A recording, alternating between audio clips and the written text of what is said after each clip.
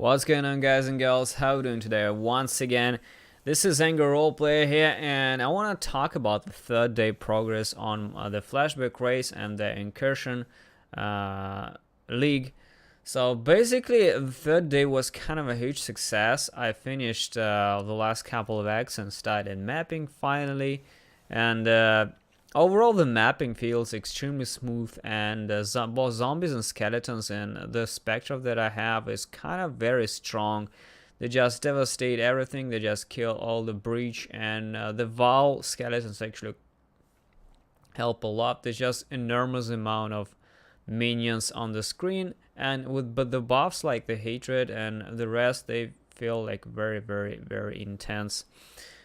The character seems pretty damn squishy at this point because it's on the table. I bought Tableau for about 12 chaos, and surprisingly, the currency in the flashback race is extremely smooth. It just flows, and by the time I reached Act 10, I actually had about 14 chaos, I think, so I didn't even need to farm humility cards in the Blood Aqueduct. I just straight bought my tabula rasa, and it was it. So basically there's just a lot of currencies simply because there's harbingers, there's breaches, there's invasion bosses, a lot of rogue exiles, a lot of shit happening on screen, and this all funds your progression quite smoothly.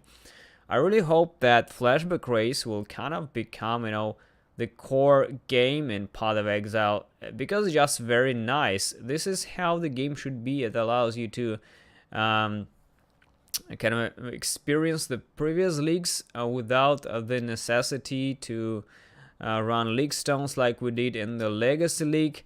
And I still have a fucking a huge tab of league stones that I have on my standard character, but they just no use because they're basically just sitting there and waiting for the next Legacy League, which I doubt will ever happen. So this kind of mods that are permanent on the map, they are extremely good for all new players because it allows you to experience this shit like the breaches and the warbands, invasions, and Perandus shit without the necessity to use Xana mods. So this is basically just a lot of Xana mods on just every map for free, and this is extremely good for progression. You have much more currency than is just in the start of the league or the normal game. You can buy the gear much easier than it is when you start with absolutely nothing and you get no extra loot, no extra currency whatsoever. So for the most new players, I think this kind of core game would be extremely good. A lot of new experience. At the same time, this is more dangerous because there are Piranhas mobs which are kind of can kick ass. At the same time, speaking about Piranhas, you can see how many Piranhas coins you get now from the Piranhas caches. It's absolutely retarded amount, and for the first time ever I got as much Piranhas coins than I have now when I just started mapping. I have over 1,500 already, and I just barely made it into tier 2, tier 3 maps. So by this time in a normal game, you will be likely to have like 300. But with this flashback race, you already have 1,500, which is a fucking a lot. And maybe for the first time ever in any league, I will actually buy something useful for the Kadira, from the Kadira Piranhas himself. So maybe. Speaking about the build itself, I bought a couple of upgrades. First of all, I went with Necromancer Aegis and bought Victorious Charity. So now my zombies and skeletons, you can see, have sharing frenzy and power charges.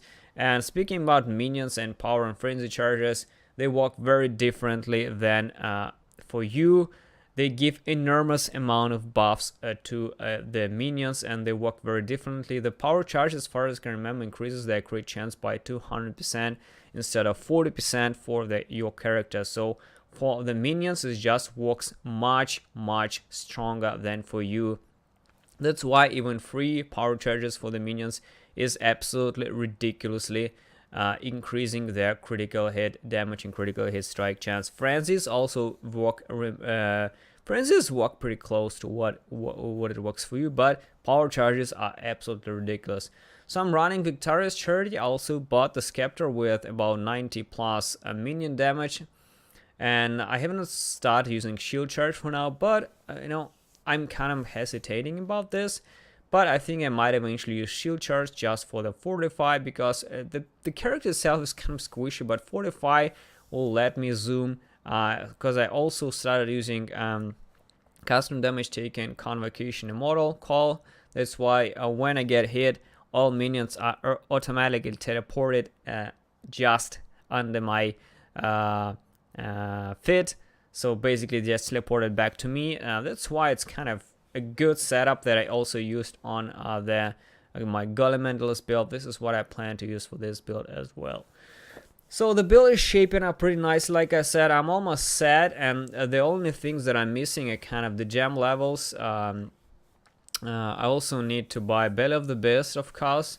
I need to buy better gloves, because dexterity is a huge pain for the necromancers. You need a lot of dexterity to go higher desecrate and all that shit. So aside from that, I'm doing pretty fine, and I think I will reach about 80 plus today. So come tune on stream, guys. Thanks for watching, and see you soon.